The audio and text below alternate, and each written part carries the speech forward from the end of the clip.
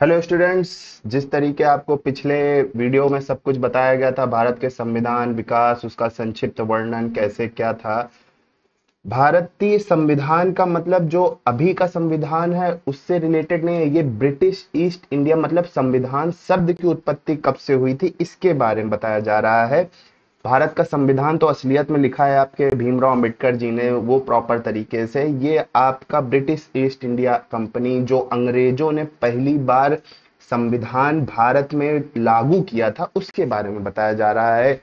आपको इसके बारे में ये 1773 ईसा का रेगुलेटिंग एक्ट के बारे में बताया गया, कब से क्या हुआ था, इसकी कंपनी प्रशासनिक राजनीतिक मान्यता कब मिली, इसके द्वारा केंद्रीय प्रशासन की नींव कब रखी गई, जो बंगाल के गवर्नर थे उनका नाम गवर्नर जनरल पद रख दिया गया था, उनके अधीन कौन कौन से, जैसे जो बंगाल के गवर्नर थे उनके अधीन और कौन से गवर्नर आ गए थे। 1773 के बाद जो आपका पहला रेगुलेटिंग एक्ट के बाद पहली हाई कोर्ट कहाँ बनी थी, कलकत्ता में बनी थी। उसके प्रथम मतलब टोटल 4 न्यायाधीश थे, टोटल 4 जज थे। मेन आपके जो हेड जज थे उनका नाम आपका था, क्या नाम था आपको बताया था। जो उच्चतम न्यायालय कलकत्ता में बना थी उसके न्यायाधीश थे, उसके प्रथम मुख्य न्यायाधीश एलिजाह इम्पे थे, और 3 अन्य जो थे चैम्बर्स, लिमेस्टर और हाइट थे। इसके तहत कंपनी कर्मचारियों को निजी व्यापार करने, भारतीय लोगों से एक तरीके से घूस लेना, उनसे घूस के बदले मतलब रिश्वत लेना, रिश्वत लेने के अलावा कोई गिफ्ट लेके काम करना, ये सब बंद कर दिया गया था। और एक्ट ऑफ सेटलमेंट जो 1781 1781 में रेगुलेटिंग एक्ट आया था, उसकी कमियों को दूर करने के लिए ये एक्ट सबसे ज्यादा जरूरी था।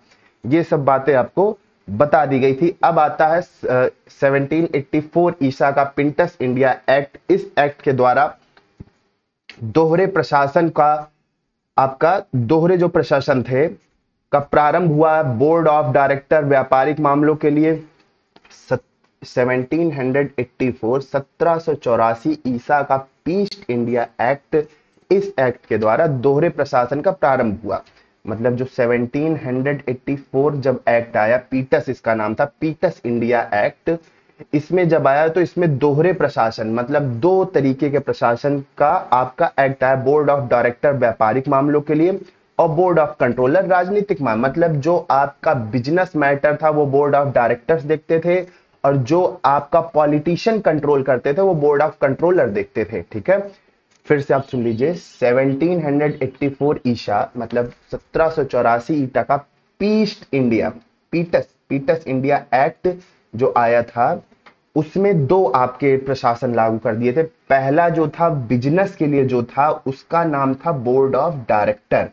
बिजनेस के मामलों के लिए जो इंटरफेयर कर सकते थे उनका नाम था बोर्ड ऑफ डायरेक्टर्स, और जो आपका पॉलिटिशियन जो आपका मामला चेक करते थे उनका नाम था बोर्ड ऑफ कंट्रोलर। 1793 ईसा का चार्ट अधिनियम, इसके द्वारा नियंत्रण बोर्ड के सदस्यों तथा कर्मचारियों से वेतनिधि को भारतीय राजस्व में से देने की व्यवस्था की गई। मतलब पहली बार भारत में जो राजस्व आता था, जो टैक्स लिया जाता था भारतीय लोगों से, उनके बिहाफ पे उनका जो टैक्स आकर भारतीय खजाने में जमा होता था उससे पैसा दिया जाने लगा। मतलब तनख्वाह मिलने लगी किनको, कर्मचारियों को। 1784 में पीटस इंडिया का एक्ट बना, जिसमें दो मंडल बनाए गए, जिसका बिजनेस वाला संभालते थे आपके बोर्ड ऑफ डायरेक्टर्स और पॉलिटिशियन वाला संभालते थे बोर्ड ऑफ कंट्रोलर। ठीक है, फिर आया 1793 ईसा का चार्टर अधिनियम। कौन आया? 1793 ईसा का चार्टर अधिनियम। इसके द्वारा जो वर्कर्स थे इनके, जो एक तरीके से आप गवर्नमेंट एम्प्लॉय बोल सकते हो, उनको जो वेतन दिया जाना था वो भारतीयों के द्वारा जो टैक्स लेकर भारतीय खजाने में पैसा इकट्ठा होता था उनसे उनको वेतन दिया जाने लगा। मतलब उनको सरकारी तनख्वाह मिलने लगी। ठीक है, फिर 1813 ईसा का चार्ट अधिनियम। इस अधिनियम की मुख्य विशेषता है कंपनी के अधिकार पत्र को 20 वर्षों के लिए बढ़ा दिया गया।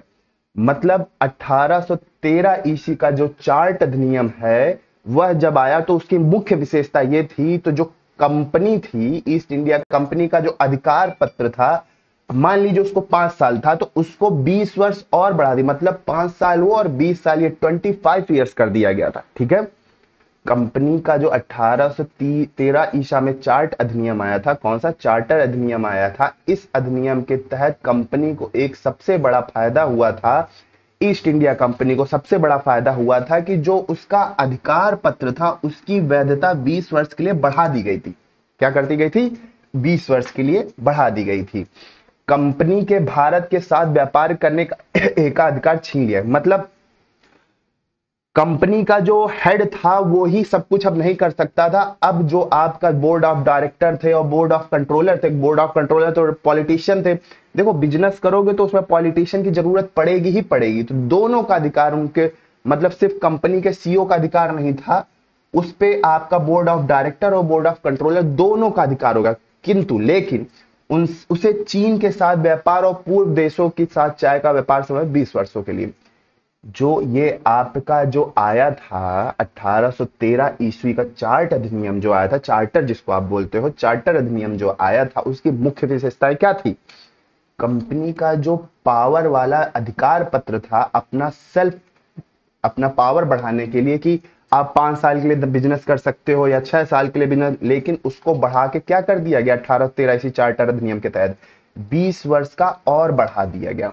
कंपनी के जो भारत के साथ व्यापार करने का एकाधिकार था उसको छीन कर बोर्ड ऑफ डायरेक्टर और बोर्ड ऑफ कंट्रोलर को दे दिया गया।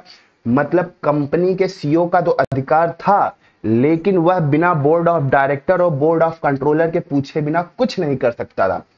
उसे चीन के साथ व्यापार और पूर्वी देशों के साथ चाय के व्यापार के संबंध में 20 वर्ष के लिए क्या कर दिया था? एकाधिकार प्राप्त हो गया था। मतलब हर चीज में तो बोर्ड ऑफ कंट्रोलर और बोर्ड ऑफ डायरेक्टर की जरूरत पड़ती थी, लेकिन सबसे बड़ी बात याद रखना कि चीन के साथ और पूर्वी देशों के साथ चाय के व्यापार में 20 वर्ष के लिए उसको बोर्ड ऑफ डायरेक्टर और बोर्ड ऑफ कंट्रोलर की जरूरत नहीं पड़ती थी। उसको एक ही अधिकार था, वो खुद अपना अधिकार ले सकती थी।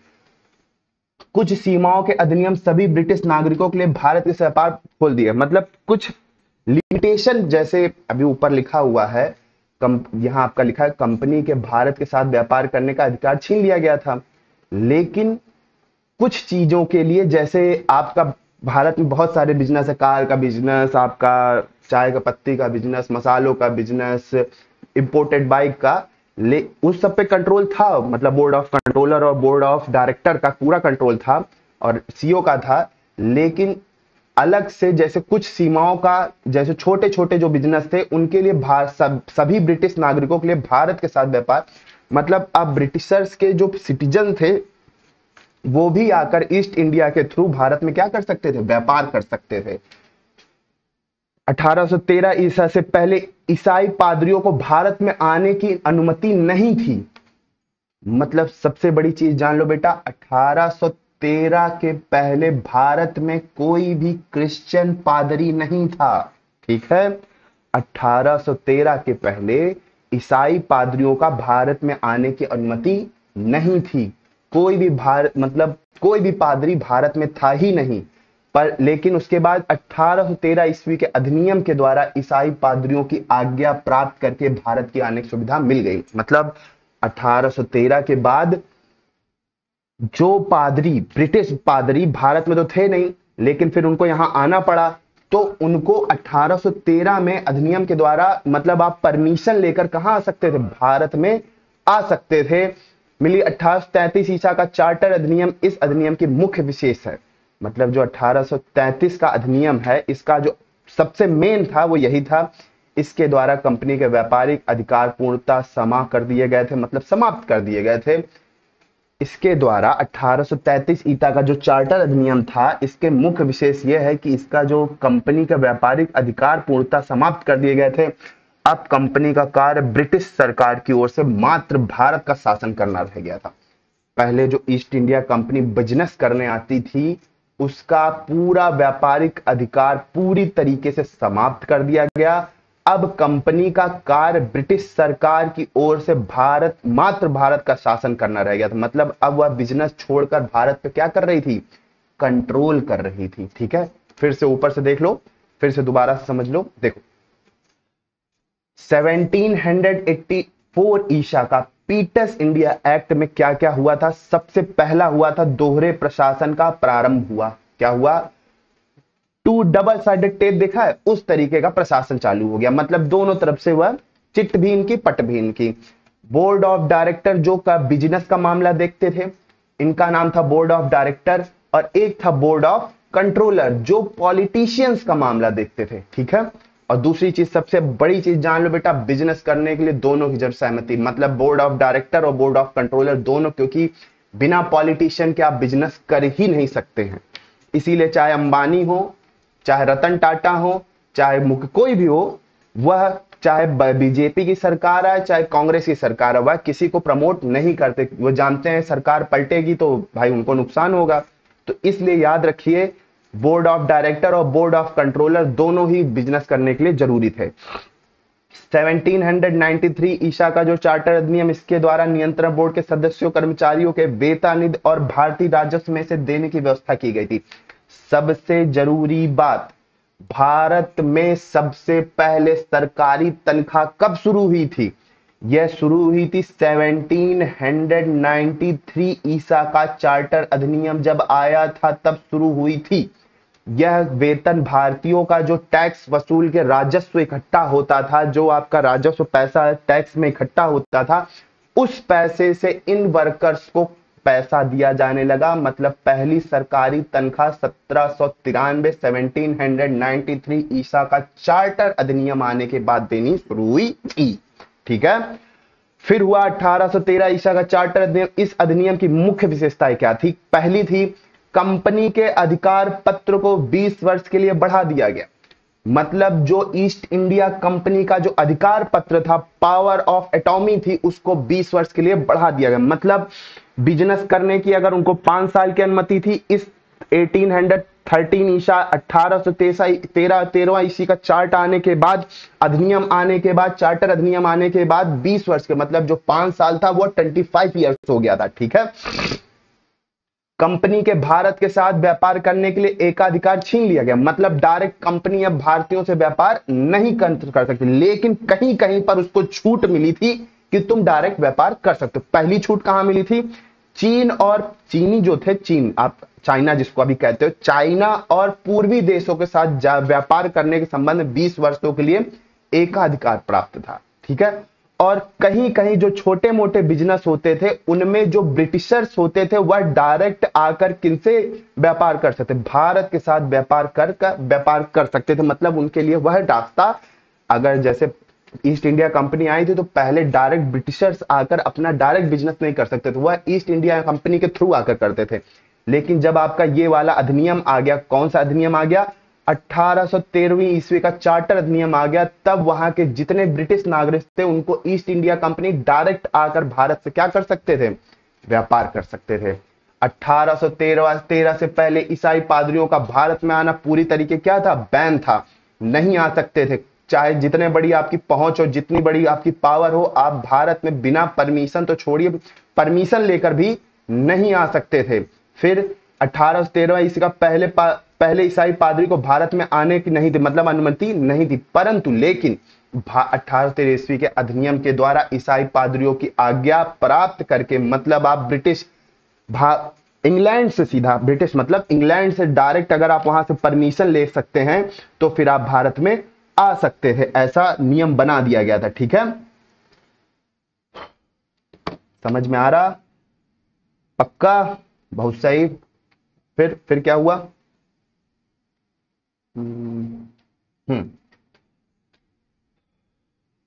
प्राप्त करने की सुविधा मिल गई। 1833 ईसा का मतलब ये 33 नहीं, यहाँ 13 होगा, सॉरी शायद गलत टाइप हो गया है, यहाँ 13। 1813 ईस्वी का चार्टर अधिनियम, इस अधिनियम की मुख्य विशेषता है, इसके द्वारा कंपनी के व्यापारिक अधिकार पूर्णतः समाप्त कर दिए गए। मतलब जो कंपनी का सिर्फ एक ही काम था, मतलब भारत में बिजनेस करना, उसको एक तरीके से खत्म कर दिया गया, बिल्कुल समाप्त कर दिया गया। ठीक है, और उसके बिहाफ में उनको क्या दे दिया गया? अब कंपनी का कार्य ब्रिटिश सरकार की ओर से मात्र भारत पे क्या करना था? शासन करना था। ठीक है, जो काम था अब वह काम छोड़कर वह सिर्फ क्या करते थे? भारत पर पूरी तरीके से राज्य करते थे, कंट्रोल करते थे। ठीक है,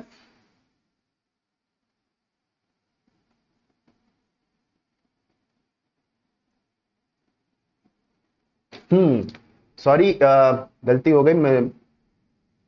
हाँ, 1833 ईस्वी का जो चार्टर अधिनियम था, उसके अधिनियम के तहत इसके द्वारा कंपनियों के व्यापारिक अधिकार पूर्णतः समाप्त कर दिए गए थे।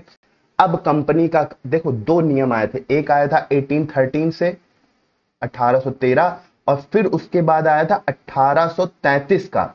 ठीक है, पहला आया था 1813 ईस्वी का चार्टर अधिनियम, फिर आया था आपका 1833 का ईस्वी का चार्टर अधिनियम। ठीक है, अधिकार पूर्णतः समाप्त कर दिए गए थे। अब कंपनी का कार्य ब्रिटिश सरकार की ओर से भारत पर शासन करना रह गया था। किस नियम के बाद? 1833 ईस्वी के चार्टर अधिनियम के बाद। इसमें बहुत कंफ्यूजन होता है बेटा, देखिए अब हमें भी कंफ्यूजन हो गया, इसके लिए सॉरी, लेकिन इस चीज में बहुत कंफ्यूजन होता है कि 1813 और 1833, 1813 और 1833 का दोनों ही चार्टर अधिनियम है। इसमें आपको ईसाई पादरियों के भारत में आने की अनुमति नहीं थी इससे पहले। और 1833 में क्या हुआ था, इसका जो चार्टर अधिनियम आया था, इसकी मुख्य विशेषता, इसके द्वारा कंपनी के व्यापारिक अधिकारियों को, मतलब जो भी उनका बिजनेस था, उनका पूरी तरीके से समाप्त हो गया था। अब जो कंपनी जो बिजनेस करने आई थी, वह भारत पर क्या करने लगी थी? कंट्रोल करने लगी थी, संशासक बन गई थी। बंगाल के गवर्नर जनरल, जो बंगाल के गवर्नर थे, उनका नाम बदल के क्या रख दिया गया था? गवर्नर जनरल रख दिया गया था, को भारत का गवर्नर जनरल कहा जाने लगा। मतलब जो बंगाल के गवर्नर थे, उनको अब सीधा क्या बना दिया गया? भारत का गवर्नर बना दिया गया। छोटी मोटी पद भी नहीं, सीधा एक राज्य से बना के सीधा सेंट्रल में, मतलब सीधा प्रधानमंत्री बना दिया गया। बंगाल के जो गवर्नर थे, वो सीधा क्या कर रहे थे? भारत के गवर्नर कहलाए जाने लगे। बंबई तथा मद्रास के परिषदों की विधि निर्माण शक्तियों को वापस ले लिया गया। मतलब जो उनकी निर्माण शक्तियां थी, विधि की जो निर्माण शक्तियां थी, वह सब की सब क्या कर ली गई? वापस ले ली गई। विधिक परामर्श हेतु गवर्नर जनरल की परिषद की विधि सदस्य के रूप में चौथे सदस्य में शामिल किया गया। मतलब अब जो आपको विधि निर्माण करना था, वह सब का सब अब गवर्नर जनरल के सदस्य आप बनोगे, चौथे सदस्य होगे, उनसे आप सहमति लेकर कर सकते थे, बिना अनुमति के नहीं कर सकते थे। भारत में दास प्रथा को विधि विरोध कर दिया गया, तथा जो दास प्रथा थी, जो नौकर चाकर, मतलब बिना पैसों के काम कराना, अपना दास बना लेना कि तुम पूरी जिंदगी, तुम्हारे बच्चे भी हमारे दास रहेंगे, उसको पूरी तरीके से विरुद्ध हो गया, मतलब बंद कर दिया गया। फिर 1843 ईसा में इसका उन्मूलन कर दिया गया। फिर से इसको उन्मूलन, मतलब इसमें कुछ फेरबदल कर फिर से इसको चालू कर दिया गया। ठीक है, फिर से सुन लो। 1813 ईस्वी से पहले पादरियों का भारत में आना पूरी तरीके से वर्जित था। लेकिन जब 1813 ईस्वी का चार्टर अधिनियम आया, तो इसके बाद जो ब्रिटिश के पादरी थे, वह परमिशन लेकर भारत आ सकते थे। ठीक है, अभी आगे बताएंगे कि पहला पादरी कौन आया था परमिशन लेकर भारत में। ठीक है, इससे पहले जो थे, कोई भी पादरी भारत में था ही नहीं। ठीक है, 1833 ईसा का चार्टर अधिनियम का जब, फिर 1813 के बाद दूसरा अधिनियम कब आया था? 1833 में। चार्टर अधिनियम के मुख्य विशेषताएं थी, इस कंपनी के, मतलब इसे कंपनी के द्वारा जो व्यापारिक इसका बिजनेस था, जो व्यापार करने बिजनेस जो था, वह पूरी तरीके से समाप्त कर दिया गया। अब उसका बिजनेस से काम हटाकर क्या कर दिया गया था? कंपनी का कार्य ब्रिटिश सरकार की ओर से भारत पर क्या करना था? शासन करना था। ठीक है, जो कंपनी बिजनेस करने आई थी समुद्री रास्ते से, अब वह क्या कर रही थी? बिजनेस छोड़कर भारत पर तानाशाही कर रही थी। ठीक है, बंगाल के जो गवर्नर थे, अब उनको क्या कहने, बंगाल के गवर्नर को भारत का गवर्नर कब कहा जाने लगा? 1833 ईस्वी का जो चार्टर अधिनियम आया था, इसके बाद बंगाल का जो गवर्नर जनरल थे, उनको क्या कहने लगा? भारत का गवर्नर जनरल कहने लगा। बंबई तथा मद्रास के जो परिषदों की विधि निर्माण शक्तियों को वापस ले लिया गया। मतलब जिसको आप लोग मुंबई बोलते हो, और मद्रास की जो परिषदों की विधि निर्माण शक्ति को वापस ले लिया गया। विधि गुरु, अगर आपको कुछ करना होता था विधि निर्माण से रिलेटेड, तो आपको जो भारत के जो गवर्नर जनरल थे, उनकी जो चार लोगों की सदस्यता बनाई गई थी, उनसे परमिशन लेनी पड़ती थी। भारत में दास प्रथा का पहले विरोध किया गया, फिर 1843 ईसा में इसका क्या हो गया था? उन्मूलन कर दिया गया था। पहले तो 1833 का जो चार्टर अधिनियम आया था उसमें तो भारत का जो दास प्रथा थी उसके बिल्कुल विरुद्ध बनना बंद कर दिया गया था।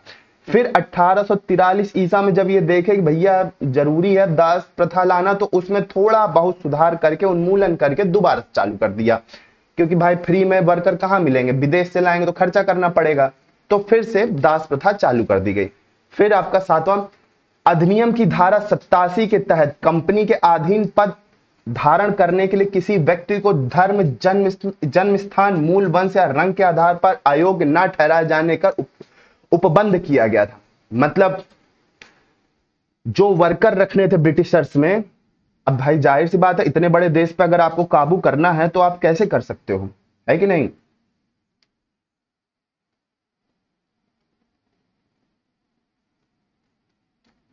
ठीक है, अगर इतने बड़े देश पर आपको काबू करना है तो आप कैसे करोगे। उस पे काबू करने के लिए उन्होंने क्या किया, धारा जो 87 थी, कौन सी धारा, ये आपकी जो ये धारा है, धारा 18(7) के तहत भारत के भी जो नागरिक थे वह कंपनी में भर्ती हो सकते थे, उनको भी कंपनी में लिया जाने लगा। तो उसके लिए उन्होंने ये हटा दिया। उन्मूलन क्या हुआ था, उन्मूलन ये हुआ था, मतलब अगर कंपनी में आपको कोई पोजीशन चाहिए, कोई पदवी चाहिए, तो आपका धर्म, जन्म स्थान, मूल वंश, रंग काला हो गोरा हो, अयोग्य ठहराया जाना आपको उपबंध कर दिया गया। मतलब अगर आप उस पद के लिए उपयुक्त हैं तो आप भारतीय हैं, गोरे हैं, काले हैं, मुसलमान हैं, हिंदू हैं, सिख हैं, ईसाई हैं, जन्म स्थान कहां पर है, बंगाल में हुए हो, कहां पे, उत्तर प्रदेश में हुए, कहीं पर भी हुए हो आपको, तो उससे अब कोई मैटर नहीं था। अब डायरेक्ट आप पूरा मतलब डायरेक्ट भर्ती ले सकते थे। गवर्नर जनरल, जो बंगाल के गवर्नर जनरल थे अब तो भारत के गवर्नर जनरल बन गए थे। परिषद के राजस्व के संबंध में पूर्ण अधिकार प्राप्त करते हुए गवर्नर जनरल को संपूर्ण देश के लिए एक ही बजट तैयार करने का अधिकार दे दिया गया। मतलब जो बंगाल के गवर्नर जनरल थे, जिनको भारत का गवर्नर जनरल घोषित कर दिया गया था, अब वह राजस्व जो टैक्स इकट्ठा होता था राज्य से, वो पूर्ण अधिकार प्रदान का मतलब उस पर पूरा कंट्रोल अब भारत के गवर्नर जनरल का था। ठीक है, जो बंगाल के गवर्नर जनरल थे वो भारत के गवर्नर जनरल बन गए। तो अब जो राजस्व, भारत का जो पैसा हुआ करता था, जो राजस्व आया करता था, उस पर पूरा कंट्रोल किसका हो गया था, गवर्नर जनरल का, संपूर्ण देश के। उसके बिहाफ पर, मतलब जितना भी टैक्स इकट्ठा होता था उसके बिहाफ पर पूरे देश के लिए एक ही बजट तैयार करने का अधिकार दे दिया। मतलब पूरा का पूरा कंट्रोल किसके हाथ में दे दिया गया, भारत गवर्नर जनरल के हाथ में दे दिया गया। फिर आया भारतीय कानून का वर्गीकरण किया गया तथा इस कार्य के लिए विधि आयोग की नियुक्ति की व्यवस्था की गई। ठीक है, भारत का जो है वह वर्गीकरण कर दिया गया और इस कार्य की विधि आयोग की नियुक्ति की व्यवस्था, मतलब फिर से एक विधि आयोग की नियुक्ति, मतलब 4 सदस्य थे, उसमें से आपको परमिशन लेनी थी। लेकिन जब ये आपका धारा 87 के कंपनी का जो आया, धारा 87 87, इसके बाद कंपनी का नियुक्त मतलब अलग से इसका विधि का विधान किया गया। 1834 में लॉर्ड मैकलम की अध्यक्षता में प्रथम विधि आयोग का गठन किया गया। याद रखना, 1834 में लॉर्ड मैकलम की अध्यक्षता में, किसकी अध्यक्षता में, किसकी परमिशन में, किसके अंडर में, 1834 में लॉर्ड मैकलम की अध्यक्षता में प्रथम विधि आयोग का गठन किया। मतलब जो पहले आपको दिखाते हैं यहां पर, आपको बताया था ना, हाँ, चौथे सदस्य में शामिल किया गया था गवर्नर जनरल की परिषद के विधि सदस्यता के रूप में चौथा सदस्य शामिल किया गया था। वो किसके अंडर किया गया था, 1834 में लॉर्ड मैकलम की अध्यक्षता में प्रथम विधि अलग से लागू कर दिया, उससे हटाकर। फिर ठीक है, फिर आया आपका 18, ठीक है, पहले फिर से यहां से एक बार फिर से देख लेते हैं, नहीं तो ज्यादा कूदना नहीं चाहिए, धीरे धीरे चलना चाहिए। रोज 10 मिनट पढ़ो, 20 मिनट पढ़ो, लेकिन अच्छे से पढ़ो, क्योंकि चाहे सचिन तेंदुलकर हो, चाहे अल्बर्ट आइंस्टाइन हो, चाहे जो भी हो, सबके पास दिमाग उतना ही होता है। किसी का दिमाग कहीं और चलता है, किसी को किसी की भाषा समझ में आती है। तो कभी भी किसी की तरीके बनने की कोशिश मत करिए, जिसको जो बनना था वो बन गया। आप अकेले हो, आप खुद को बनाओ। ठीक है, कभी भी किसी की नकल मत करो, वो 20 घंटा पढ़ता है यार, हम तो ज्यादा पढ़ेंगे 22 घंटा, नहीं यार, तुम अलग हो। तुम शायद जो वो 20 घंटे में पढ़ता हो, शायद वो तुम्हें 1-1 घंटे में पढ़ लो या 2 घंटे में पढ़ लो। ये होता है पढ़ने का तरीका, होता है बेटा। पढ़ने का मतलब ये नहीं होता किताब लेके बस उसमें झूलते रहो झूलते रहो झूलते रहो। देखते हो, कई होते होंगे कि वो 10 घंटा पढ़ते होंगे और एक 20 घंटा पढ़ता होगा। 20 घंटे वाले का सिलेक्शन नहीं होता, 10 घंटे पढ़ने वाले का सिलेक्शन हो जाता है। ठीक, तो ये चीजें मत करो कि नहीं सिर्फ पढ़ाई करना अच्छी बात है।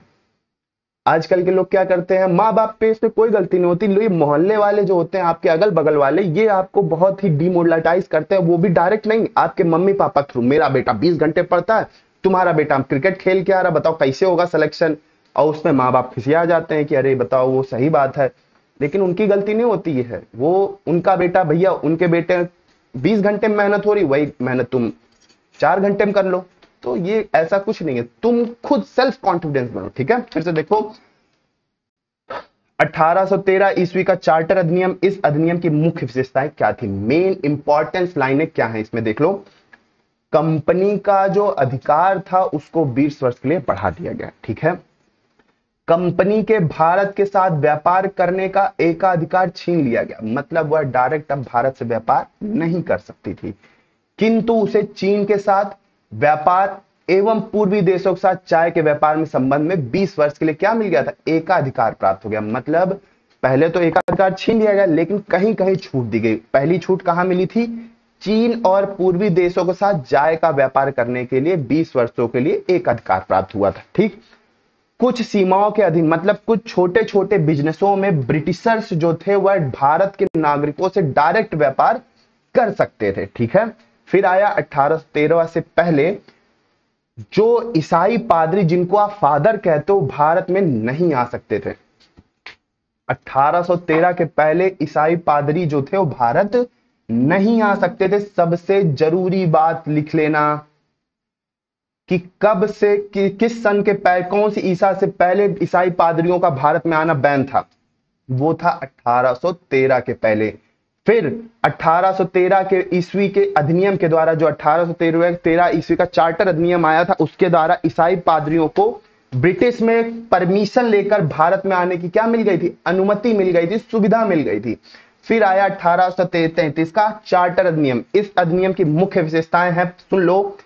1833 बेटा, 1833 ईस्वी का जो चार्टर अधिनियम, इस अधिनियम की मुख्य विशेषता है, इसके द्वारा कंपनियों के व्यापारिक अधिकार पूर्णता समाप्त, मतलब जो ईस्ट इंडिया कंपनी बिजनेस करने आई थी उसको पूरी तरीके से क्या कर दिया गया, खत्म कर दिया गया। तुम कहा गया कि अब तुम बिजनेस नहीं करोगे, अब तुम क्या करोगे, उनको काम क्या बता, भाई बिजनेस नहीं करेंगे तो दूसरा काम देना पड़ेगा, देना पड़ेगा कि नहीं। तो दूसरा काम क्या था, अब कंपनी का कार्य ब्रिटिश सरकार की ओर से भारत पर पूर्ण रूप से शासन करना हो गया था। ठीक है, ठीक, एक तरीके से उनको प्राइवेट आर्मी बना दिया गया था भारत की। ठीक है, फिर बंगाल के जो गवर्नर थे उनको अब सीधी सीधी मतलब एक उनका प्रमोशन हो गया, उनको बना दिया भारत का गवर्नर, उनका नाम भारत का गवर्नर जनरल कहा जाने लगा। ठीक, बंबई तथा मद्रास के परिषदों की विधि निर्माण शक्तियों को वापस ले लिया गया। ऊपर पढ़ा था ना कि जो बंगाल और मद्रास की अधिनियम